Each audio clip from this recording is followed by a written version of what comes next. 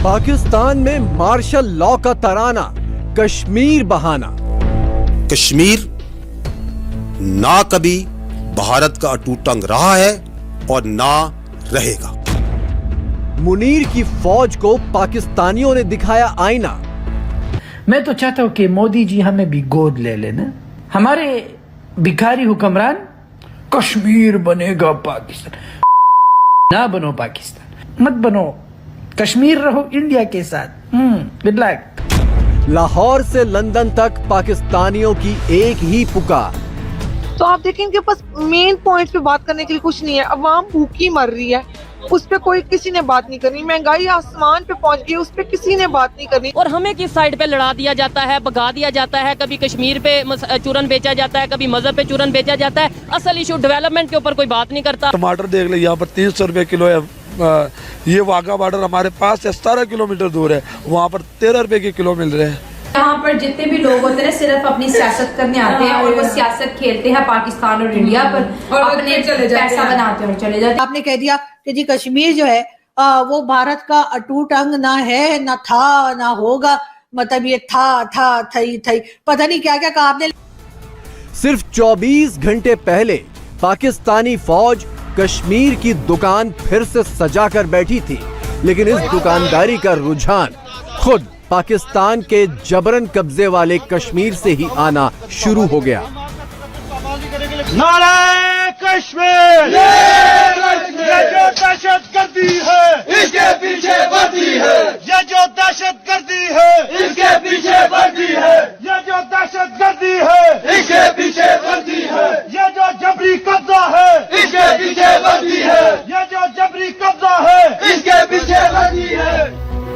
पाक अधिकृत कश्मीर के लोग अपनी जमीन पर पाकिस्तानी फौज के जबरन कब्जे के खिलाफ 1947 से ही नारे लगा रहे हैं, लेकिन अब तो खुद पाकिस्तान के लोग भी समझ चुके हैं कि कश्मीर के नाम पर उन्हें बेवकूफ बनाया जा रहा है। पाकिस्तानी हुक्मरान जब भी यूएन जाते हैं हमेशा ये कहते हैं कश्मीर पे जुल्म हो रहा है, बख्श दो यार कश्मीरियों को। वो दुनिया के एक ऐसे मुल्क के साथ है जो आने वाले जमाने में पूरी दुनिया पे हुकूमत करके कर रहे हैं। कश्मीर ऐसे मुल्क के साथ है जो आने वाले वक्तों में दुनिया का बाप बनने वाला है। हमारे लोग कश्मीर बनेगा पाकिस्तान। ना बनो पाकिस्तान। अगर पाकिस्तान बन गई नेक्स्ट डे हमने तुमको लीज पे देना है किसी को। वो खुद भिखारी, मत बनो, कश्मीर रहो इंडिया के साथ। Good luck. शाहिद अनवर पाकिस्तानी मूल के ब्लॉगर हैं और अमेरिका में कामयाब बिजनेसमैन हैं। कश्मीर और पाकिस्तान को लेकर उनका जो नजरिया है, पाकिस्तान की सरजमी पर रहने वाले लाखों करोड़ों लोगों को काफी पसंद आ रहा है। इंडिया सबको पता है, हम ना भी तारीफ करें उन्हें हमारी, इससे मैं ये बार बार कहता हूँ उन्हें हमारी तारीफ की जरूरत नहीं है। जैसे वो ग्रो कर रहा है ऐसे में हमें उनके साथ अटैच होना चाहिए, मिल के आगे बढ़ना चाहिए। ऐसा करना चाहिए या नहीं करना चाहिए? देखिए पाकिस्तान के अंदर अगर हम उनको लीड करना चाहते हैं, अगर हम उनको फॉलो ना भी करेगा, हम उनसे कुछ चीजें सीख ले। अगर हम उनसे सीख ले, अब भी हमारे पास टाइम है। हमारे जितने पॉलिटिशियन जात याद से बाहर निकल आए, अपनी अना से बाहर निकल आए, एक प्लेटफॉर्म पर सब इकट्ठे और मुल्कों को उनके लिए आए यार हमने अपनी इकोनॉमी को कैसे ऊपर लेकर जाना है। आज अगर इंडिया ऊपर चला गया तो हम क्यों नहीं जा सके? चाइना चला गया है। और हमें किस साइड पे लड़ा दिया जाता है, भगा दिया जाता है। कभी कश्मीर पे चूरन बेचा जाता है, कभी मजहब पे चूरन बेचा जाता है। असल इशू डेवलपमेंट के ऊपर कोई बात नहीं करता। देखिए इंडिया के अंदर आज भी वो डॉलर 100 से नीचे है, 80 to 85, 85 जी। तो देखिए ये कितना डिफरेंस है। हमारे यहाँ 300 का है, तो फर्क तो डेफिनेटली आएगा ना। तो यही सबसे बड़ा मसला है हमारे यहाँ। जम्मू कश्मीर के लिए भारत सरकार ने इस साल 14.5 अरब डॉलर का बजट दिया है, जबकि पाकिस्तान 1.1 अरब डॉलर के लिए 2 महीने से IMF के सामने एड़ियां रगड़ रहा है। फिर भी पाकिस्तानी फौज भारत को जंग की धमकी दे रही है, लेकिन पाकिस्तानी क्या नसीहत दे रहे हैं ये सुनना बेहद दिलचस्प है। मैं तो चाहता हूं कि मोदी जी हमें भी गोद ले लेना। फायदा क्या है? उनके साथ होके इंडिया का पासपोर्ट देखो, उनका इकोनॉमी देखो, उनके लोग अलग ही लेवल है उनका। ऐसी कौम जो ऐसी चीजों में बिजी है, आईटी, कारोबार, प्रोडक्टिव, ऐसा होता है मुल्क। चीजें सेल करो। हमारी कौम सोच रही है कि बिरयानी का टेस्ट कैसे बढ़ाया जाए, सलाद कैसे, चना चाट, ये ककड़ी मकड़ी, ये हमारे भिखारी हुक्मरान ट्वीट पे हम शेख अल मखतूम पख्तुम शख्तुम को जो है मुबारकबाद देते हैं। क्यों? ये चमचा मस्का, ताकि कल जाके हम उनसे खुबस भीख मांग सके। कामयाब कौमें दोस्ती नहीं करती, वो ट्रेड करते हैं, कारोबार करते हैं। भाई अगर तुमने ये चीज लेना नहीं लेना, ओके मैं दूसरे पे भेज दूंगा, जस्ट गेट आउट। पाकिस्तान की फौज की हैसियत यह है कि अफगानी तालिबान आए दिन बॉर्डर पर हमले कर रहे हैं।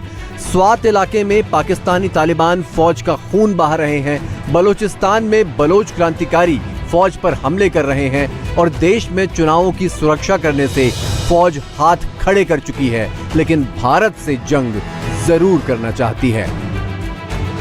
और हमारे लोग तो बड़े काबिल हैं सर, वैसे ही आते जाते रहते हैं कश्मीर में, ऐसी क्या बात है। और आपने कह दिया कि जी कश्मीर जो है वो भारत का अटूट अंग ना है, ना था, ना होगा, मतलब ये था थई पता नहीं क्या क्या कहा आपने। हम भी यही कहेंगे कि कश्मीरियों को बख्श दीजिए, और बार बार इस किस्म की तड़ियां लगाने का मुझे समझ नहीं आती। एक तरफ हम कहते हैं हमें भारत से दोस्ती करनी है, भारत से ट्रेड करनी है, भारत के साथ टर्म्स को बेहतर करना है, और दूसरी तरफ हम उसी भारत के लिए ये इस किस्म की बातें करते हैं कि जी हम जंग को भारत के घर तक ले जाएंगे। दरअसल पाकिस्तान के पूर्व आर्मी चीफ जनरल बाजवा पर हुए खुलासों से फौज की भद्द पिटी हुई है।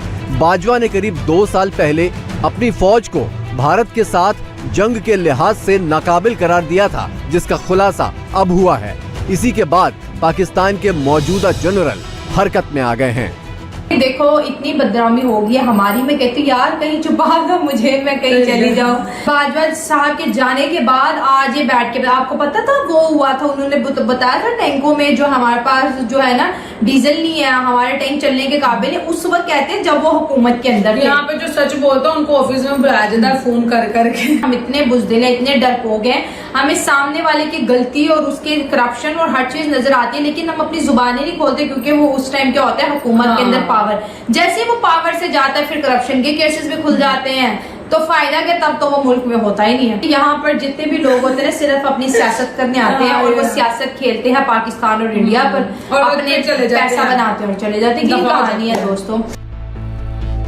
पाकिस्तानी फौज कश्मीर के नाम पर आवाम को फिर से बरगलाना चाहती है, लेकिन ब्लॉगर शाहिद अनवर की तरह पाकिस्तान की 23 करोड़ आवाम के सीने में बस यही कसक रह गई है कि आजाद तो भारत के साथ ही हुए थे, लेकिन आज 75 साल बाद भी वो आटे की लाइनों में धक्का खाने को क्यों मजबूर हैं।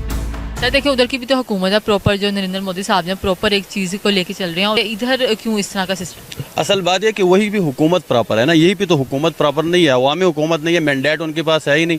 कितना डेवलप कंट्री है, पैसे उनके पास ज़्यादा है, रिजर्व उनके पास ज़्यादा है। इलेक्शन को आप देखें जिस तरह वो भागते जा रहे हैं आपके सामने, सुप्रीम कोर्ट की बात वो नहीं मान रहा, आईएन को रोनते जा रहा है, तो जाहिर बात है फिर तो यही होना है। यार कुछ करें, हमारी इकोनॉमी क्यों नहीं बढ़ेगी? सारे चोर बैठे हुए हैं।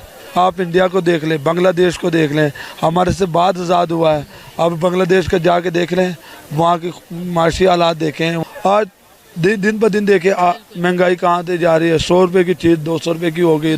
आप टमाटर देख लें, यहाँ पर 300 रुपये किलो है। ये वाघा बॉर्डर हमारे पास 17 किलोमीटर दूर है, वहाँ पर 13 रुपये के किलो मिल रहे हैं। पाकिस्तान की आवाम आटे पर सवाल पूछती है, लेकिन जवाब में चुप्पी मिलती है। पाकिस्तान की आवाम रोटी पर सवाल पूछती है, पर यह आवाज भी बेअसर रह जाती है। पाकिस्तान की आवाम आतंकियों से पनाह मांगती है, लेकिन जवाब देने वाला कोई नहीं। पर पाकिस्तान की आवाम जैसे ही फौज के बेपनाह खर्च का हिसाब मांगती है, तुरंत जवाब आता है, कश्मीर बनेगा पाकिस्तान। तो कश्मीर को लेके इस तरह की प्लानिंग है जो बहुत सालों से हो रही है, और लेकिन ये प्लानिंग कभी सक्सेसफुल नहीं होती, क्योंकि पाकिस्तान कभी कश्मीर को जीत नहीं पाया, ना सच के बलबूते पे ना झूठ के बलबूते पे कभी नहीं जीत पाएगा। क्योंकि देखिए जाहिर सी बात है, आप कभी मजहब का वो बोलते हो, दावा करते हो, कभी आप लोग दावा करते हो कि कभी ये दावा करते हो कि यहाँ पर मुसलमानों के साथ जुल्म हो रहे हैं, कभी ये कभी वो, कश्मीर को पाकिस्तान में होना चाहिए था। मतलब जो भी जिस भी मुद्दे पर आप लोगों ने कश्मीर का मुद्दा उठाया, जिस भी रीजन के लिए, लेकिन कोई भी वजह ने आपको जीत नहीं दिलाई कश्मीर में, या चाहे प्रॉक्सी वॉर किया या पीछे से बैक स्टैबिंग किया, जो भी किया, किसी भी तरीके से कश्मीर को नहीं जीत पाए और ना जीत पाओगे, क्योंकि जाहिर सी बात है हम भारत के साथ ही जुड़े हुए हैं। इमरान खान जिंदाबाद, इमरान खान जिंदाबाद, मरियम का पापा,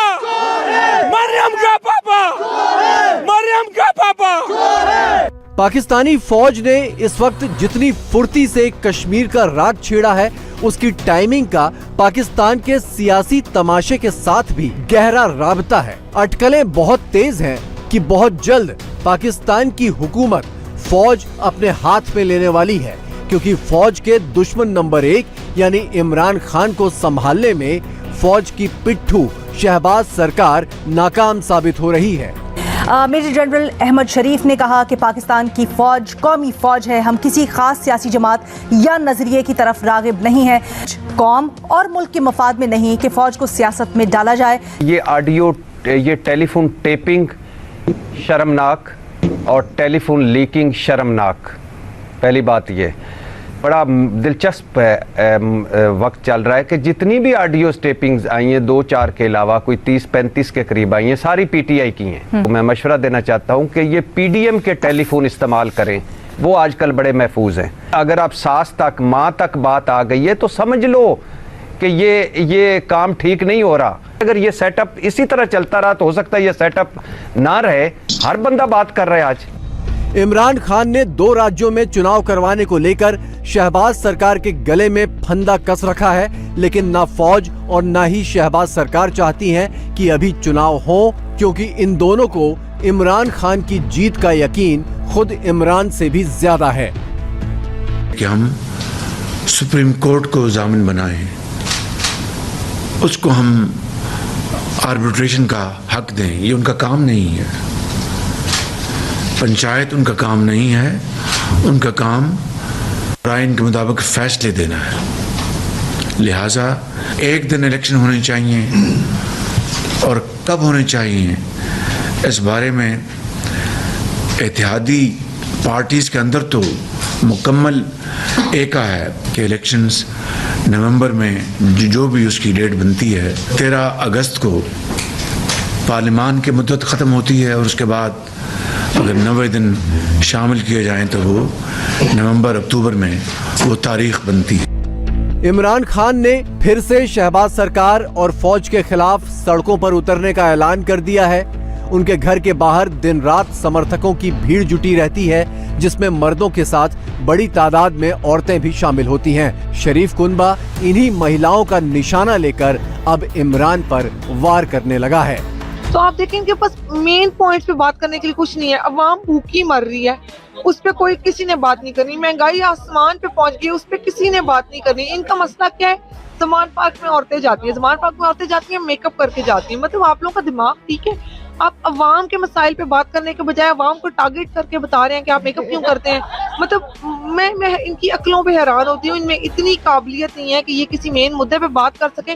ज़मान पार्क क्यों आते हैं? ज़मान पार्क पहले आते थे खान साहब की मोहब्बत में कि खान साहब की गिरफ्तारी ना हो जाए, नहीं खान साहब को नहीं जाने देंगे, खुद खड़े हुए हैं निजाम के आगे। वो एक चीज शुरू में शुरू हुई। पाकिस्तान को चलाने वाली पाकिस्तानी फौज है, ये सच पूरी दुनिया जानती है, लेकिन अब फौज से पाकिस्तान चलना तो दूर हिल भी नहीं पा रहा है। अपनी नाकामी छिपाने के लिए फौज के पास आखिरी सहारा कश्मीर के नाम पर जिहाद का नारा है, जबकि हकीकत ये है कि पाकिस्तानी फौज की हैसियत फूके हुए कारतूस से ज्यादा नहीं बची। इंडिया टीवी हर वक्त हर जगह डाउनलोड करने के लिए सर्च करें India TV news Google play store या ऐप स्टोर पर।